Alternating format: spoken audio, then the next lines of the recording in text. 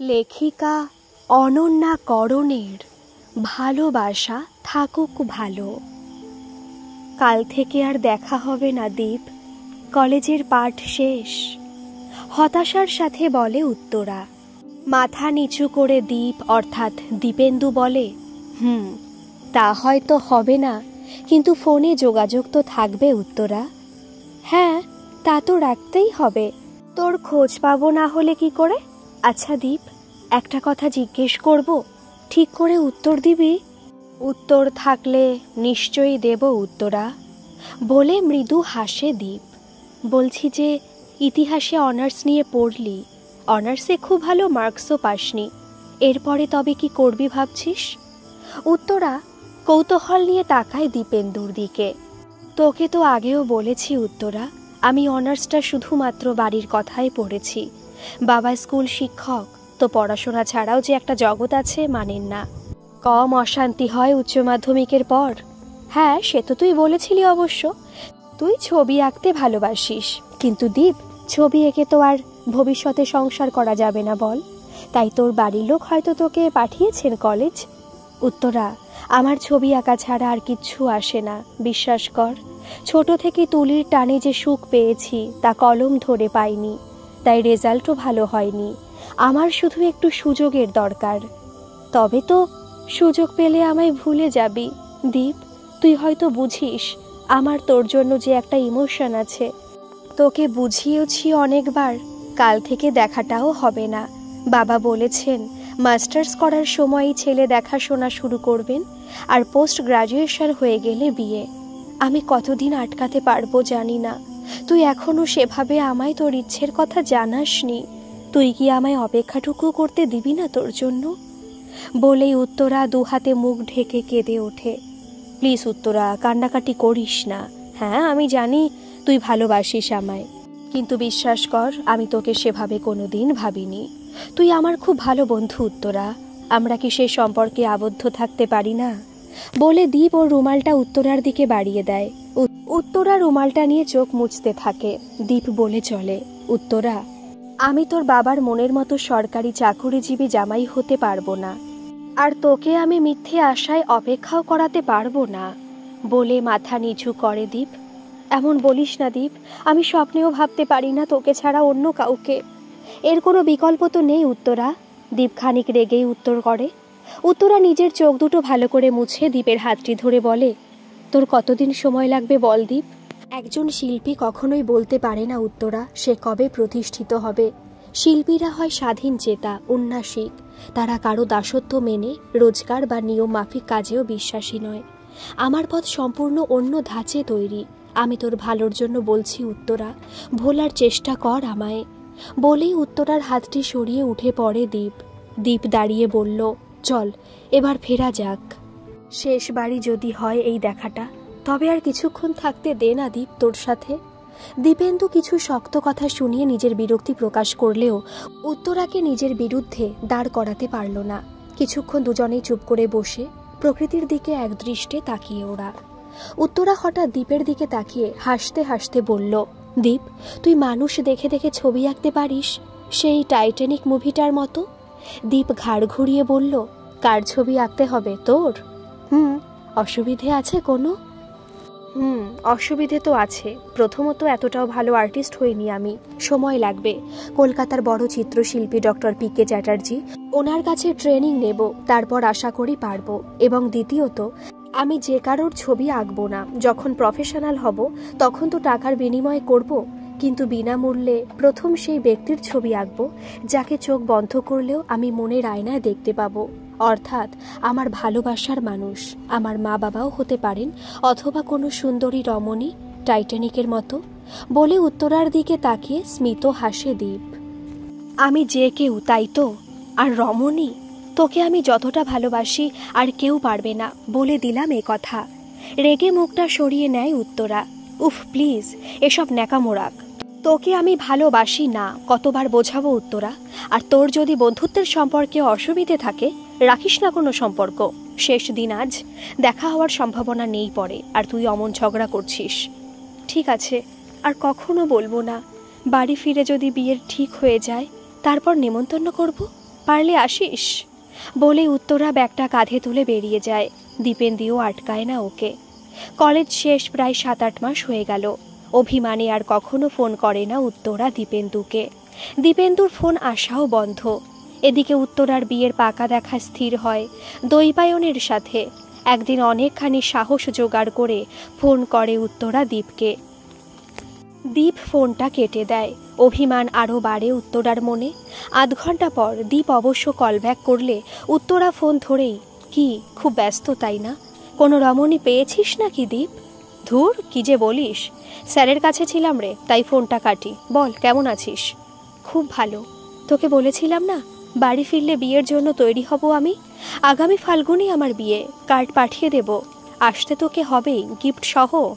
বলে দিলাম। দীপ খানিক চুপ থাকার পর বলল, বিয়েটা নিজের ইচ্ছেতে করছিস তো, নাকি বাড়ি থেকে জোর করে, নাকি আমার উপর রাগ?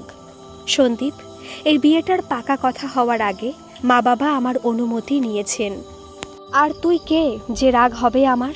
বন্ধু হোস, সবার ওপর রাগ করলে সবাই তার দাম যখন দেয় না, রাগ করারও দরকার পড়ে না। বলেই ফোন কাটে উত্তরা। ফোনে রেখে ফোনের সুইচ অফ করে। তারপর বালিশে মুখ গুজে কাঁদতে থাকে ও। আর একাই বলে, আমার মধ্যে কিসের অভাব ছিল দীপ, যে আমায় ভালোবাসাই যায় না? আমি কি এতটাই অনাকাঙ্ক্ষিত তোর কাছে? আবার কেঁদে ওঠে। উত্তরা, এই উত্তরা, দরজাটা খোল মা, দৈপায়ন ফোন করেছে। দরজায় টোকা দিতে দিতে বলেন উত্তরার মা। আসছি মা, বলে দু চোখ ভালো করে মুছে দরজা খুলে উত্তরা। কিরে মা, তোর ফোন অফ কেন? দৈপায়ন তাই আমার ফোনে ফোন করেছে, নে কথা বল। বলে ফোনটা উত্তরাকে দিয়ে নিজের কাজে চলে যান তিনি। নিজের মনকে শক্ত করে ফোন ধরে উত্তরা। হ্যালো, কেমন আছো? ফোনের ওপাশ থেকে, ভালো, কিন্তু তোমার ফোন অফ কেন? আমি তখন থেকে ট্রাই করেও পাচ্ছি না। দৈপায়ন, আমার তোমার সাথে কিছু কথা ছিল, জানি না তুমি কিভাবে নেবে। আজ কি একবার দেখা করা যায় বাইরে কোথাও? হ্যাঁ, কেন নয়। আর সত্যি বলতে সে কারণেই ফোন করলাম তোমায়। বিয়ের আগে একে অপরকে চিনে নেওয়াটা দরকার। বেশ, তবে বিকেল 5টায় বেরোবো। অফিস থেকে ডিরেক্ট যাব তোমার বাড়ি। সবার অনুমতিও নেব তোমার সাথে যাওয়ার, আর ঠিক সময় বাড়িও পৌঁছে দেব। ঠিক আছে, নো প্রবলেম। কথা মতো বিকেলে উত্তরা ও দৈপায়ন একটা কফি শপে যায়। উত্তরা, তুমি কিছু বলবে বলছিলে? দৈপায়ন মৃদু হেসে জিজ্ঞেস করে। আসলে ব্যাপারটা হলো দৈপায়ন, এই কথাটা তোমার জানাটা খুব দরকার, আর না বলে বিয়ে আমি করব না। হ্যাঁ বলো না, কি বলতে চাও উত্তরা? আমি আসলে কলেজে পড়তে একজনকে ভালোবাসতাম দৈপায়ন, কিন্তু ও কোনো দিনই সেভাবে আমার হয়ে ওঠেনি। আর আজ ওকেই ফোন করেছিলাম, আর কিছু কথা কাটাকাটি হওয়াতে ফোনটা অফ করি। দৈপায়ন, এই কথাটা আমি গোপন রাখতেই পারতাম, কারণ ওর সাথে কোনো সম্পর্কই গড়ে ওঠেনি আমার কখনো। ওটা ছিল আমার একতরফা প্রেম। এসব জানার পর তুমি যদি বিয়েটা বন্ধ করো তাতে আমি কিছু মনে করব না, কিন্তু সম্পর্কের ভিত যদি মিথ্যে দিয়ে শুরু হয় সে সম্পর্ক দৃঢ় হয় না কখনো। বলে চুপ করে মাথা নিচু করে উত্তরা। ছেলেটির নাম? গম্ভীর হয়ে জিজ্ঞেস করে দৈপায়ন। দীপেন্দু, ধীরে ধীরে উত্তর দেয় উত্তরা। অসংখ্য ধন্যবাদ দীপেন্দুকে, যে ও তোমায় নিয়ে ভাবেনি কখনো, নইলে আমার কি হতো? বলে হেসে ওঠে দৈপায়ন। উত্তরা অবাক হয়ে তাকিয়েই থাকে দৈপায়নের দিকে। কি অবাক হচ্ছ? আচ্ছা উত্তরা, তুমি ভাবলে কি করে এর জন্য বিয়ে বন্ধ হবে? তবে তুমি সত্যিটা বলে হালকা হতে পেরেছ তো? হ্যাঁ মানে, শোনো উত্তরা, এই যুগে দাঁড়িয়ে যেখানে ছেলেমেয়েরা স্কুল কলেজে থাকাকালীনই ভালোবাসার সম্পর্ক নিয়ে মাতামাতি করছে, সেখানে আমি কি করে আশা করব যে আমি যাকে বিয়ে করব তার আগে কোনো ভালো লাগা থাকবেই না? এটা তো হতেই পারে, স্বাভাবিক একটা ব্যাপার। আমারও ভালো লাগতো একটি মেয়েকে। যেদিন ভাবলাম বলবো মনের কথা মেয়েটিকে, সেদিনই মেয়েটি এসে হাতে মিষ্টি দিয়ে বলল, আমার বিয়ে ঠিক হয়ে গেছে, কি আর করব, মিষ্টি খেয়ে ভালো লাগা ত্যাগ দিলাম। হ্যাঁ, তবে যদি ব্যাপারটা শুধু সুসম্পর্ক নয়, শারীরিক সম্পর্কে পৌঁছতো, তবে আপত্তি থাকতো আমার। কিন্তু তোমার এই ভালোবাসার কথাটা বিয়ের পর বললেও উত্তরা, তুমি আমার কাছে ততটাই গুরুত্বপূর্ণ থাকতে যেমন এখন আছো আমার কাছে। প্রেম একটা পবিত্র জিনিস বলে আমি মনে করি উত্তরা। সবার সব চাওয়াটা তো পরিপূর্ণতা পায় না। আর যদি ছেলেটিও ভালোবাসতো তোমায়, তাতেও আমার আপত্তি ছিল না, কারণ ভালোবাসা থাকলেও অনেকের মানিয়ে চলার ক্ষমতা থাকে না। তাই ভালোবাসা সম্পূর্ণ হওয়ার আগেই একে অপরকে মুক্তি দেয়। এসব আমি বুঝি উত্তরা, টিপিক্যাল ছেলেদের মতো। এই বিয়ের আগে ভালোবাসার সম্পর্ক কার কী ছিল এ নিয়ে বেশি ঘেটে কি লাভ বলো? আমার যতটুকু তোমার ব্যাপারে জানার ততটুকু খোঁজ নিয়ে রাজি হয়েছি বিয়েতে। চিন্তা করো না তুমি আর। না, আসলে সত্যি না বলে আমি শান্তি পাচ্ছিলাম না দৈপায়ন। বেশ, এবার কি খাবে বলো, অর্ডারটা তো দিই, নইলে তোমার মা বলবেন জামাই এখনই কিছু খেতে দিচ্ছে না মেয়েকে, পরে দেবে কি দেবে না। বলে দুজনেই হেসে উঠল। যতটা কঠিন উত্তরা ভেবেছিল ততটাও নয় দৈপায়ন। ওর কথায় একটা বেশ উৎসাহ পায় উত্তরা। বিয়ের দিন বিয়ের সাজে বসে উত্তরা, হাতে একটা বড় গিফট নিয়ে হাজির হয় দীপেন্দু ওর সামনে। আগামী দিনের শুভেচ্ছা উত্তরা, ভালো থাকিস, আর তুই বলেছিলিস গিফট সহ আসতে, তাই এলাম বলে গিফটটা ওর হাতে তুলে দেয়। খেয়ে যাস কিন্তু দীপ। একদম পারবো না রে, এখান থেকে বেরিয়ে সোজা এয়ারপোর্ট, স্যারের সাথে আমেরিকা যাচ্ছি, একটা বড় এক্সিবিশন আছে। কংগ্রাচুলেশনস দীপ। ও থ্যাঙ্কস, আসি রে বলে মৃদু হেসে চলে যায় দীপ। আজ আর এতটাও কষ্ট হচ্ছে না উত্তরার। দৈপায়নকে ভালোবাসতে শুরু করেছে ও, আর ভবিষ্যতের দিকেই তাকাবে বলে মনস্থির করেছে উত্তরা। শুভ লগ্নে 4 হাত 1 হয়, বিয়ে হয় উত্তরা দৈপায়নের। সুখের সংসারে কোনো অভাব নেই ওদের। বিয়ের পর উত্তরা আরও পড়াশোনা করতে চাইলে দৈপায়ন তার ব্যবস্থাও করে দেয়। 2 বছর হতে গেল ওদের বিয়ে। উত্তরা এখন মনে করে দৈপায়নই ওর সঠিক লাইফ পার্টনার। দীপের প্রতি ওর মোহগ্রস্ত ছিল। যে ছেলেটি কোনোদিনই ভালোবাসেনি ওকে, তার জন্য কত চোখের জল ফেলেছে উত্তরা, ভেবেই অবাক হয় উত্তরা। কলেজের রিইউনিয়ন। উত্তরাও আমন্ত্রিত। উত্তরা কিছুতেই যেতে চায় না, কিন্তু দৈপায়ন জোর করে নিয়ে যায় ওকে। গাড়িতে বসে উত্তরা দৈপায়নকে তারপর বলে, কেন নিয়ে যাচ্ছ বলো তো? যদি দীপ আসে ওখানে? এলে আসবে, ওরও তো কলেজ। তুমি ভয় কেন পাচ্ছ উত্তরা? আর তোমার উপর আমার সম্পূর্ণ ভরসা আছে। তোমার ড্রপ করে আমি শ্বশুর বাড়ি মানে তোমার বাবার বাড়ি যাব। তোমার প্রোগ্রাম শেষ হলে বলো, আমি গাড়ি নিয়ে আসব।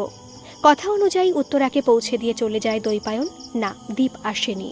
বন্ধুদের কাছে জানতে পারে উত্তরা দীপ এখনও বিদেশে, এখনও স্ট্রাগল করছে একজন বড় আর্টিস্ট হওয়ার জন্য। কয়েকটা জায়গায় সফলতা পেলেও ইন্টারন্যাশনাল এক্সিবিশনগুলোতে ওর কোনো নামই আসে না এখনও অবধি। আর ও সেটার জন্য চেষ্টা চালিয়ে যাচ্ছে এক লক্ষ্যে। কলেজ থেকে উত্তরার বাবার বাড়ি কাছে হওয়ায় মেয়ে জামাই ওই দিন রাতে ওখানেই থাকে। পরদিন দৈপায়ন অফিস বেরোনোর সময় বলে, উত্তরা তুমি থাকো তোমার বাবার বাড়িতে, বিকেলে অফিস করে তোমায় নিয়ে যাব। একাকী নিজের রুমে বসে মায়ের দিয়ে যাওয়া কফিতে চুমুক দিতে দিতে উত্তরা ভাবল, ভাগ্যিস দৈপায়ন আমার জীবনে এসেছিল, নইলে আজও দীপের প্রতীক্ষায় থাকতে হতো আমায়। দীপকে ধন্যবাদ দেওয়া উচিত যে ও কোনোদিন ভালোই বাসেনি আমায়। যদিও জানি না খামতে কি ছিল আমার, আজ অব্দি পরিষ্কার করে কিছু বলেইনি তো ছেলেটা। যাক, ভালোই হয়েছে। দীপের কথা ভাবতে ভাবতে হঠাৎ মনে পড়ল উত্তরার বিয়েতে দেওয়া দীপের গিফট কি ছিল তা আজ অব্দি দেখার সময়ই হয়নি উত্তরার। শ্বশুর বাড়িতে এত গিফট পেয়েছে উত্তরা যে বাবার বাড়িতে পাওয়া গিফটগুলো নিয়েই যায়নি সে, সব ওর রুমের কার্নিশে তোলা। উত্তরা উৎসাহের সাথে খুঁজতে থাকে দীপের দেওয়া গিফট। অনেক কষ্টে ওটি পেয়ে নিচে নামিয়ে মোড়ক খুলতে থাকে আর বলে, কি আছে এতে? এত বড় গিফট কি করে বয়ে নিয়ে এসেছিল কে জানে বাবা। আমার উচ্চতারই সমান হবে, দেখে মনে হচ্ছে কোনো ছবি, হয়তো ওর হাতে আঁকা। বলে মোড়ক সম্পূর্ণ সরিয়ে উত্তরা অবাক। দীপের হাতে আঁকা উত্তরারই যেন এক প্রতিবিম্ব ওর সামনে। অবিকল উত্তরার ছবির এক বাঁধানো ফ্রেম, মুখের ছোট্ট তিল থেকে পায়ের পাতার কাটা দাগ কিচ্ছুটি বাদ পড়েনি ওর ছবিতে। ছবির এক কোণে লেখা, দীপের এই প্রথম আলো, ভালোবাসা থাকুক ভালো। উত্তরার চোখের কোণে অবাঞ্ছিত আশা জলটি পড়তে চাইছে। দীপ শুধুমাত্র উত্তরার জীবনকে ভালো করতে, সুখে রাখার জন্যই যে আজ অবধি নিজের ভালোবাসাটা স্বীকার করেনি, তা উত্তরা আজ বুঝতে পারছে।